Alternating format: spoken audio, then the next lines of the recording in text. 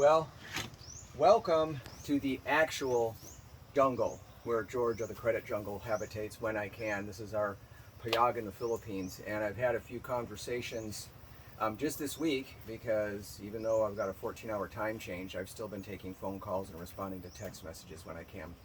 But people keep asking, George, are the rates going to get any better next year? It's an election year, and I don't. I mean, there is somewhat of a pattern to that.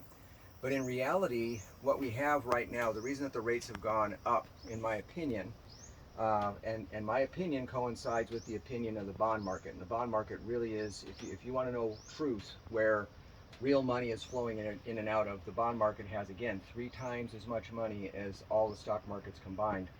But it's confidence in the US dollar.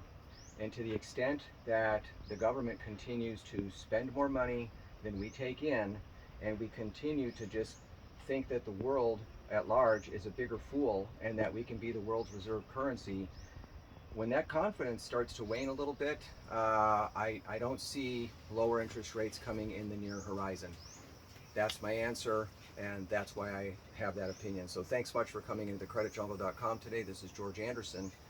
Push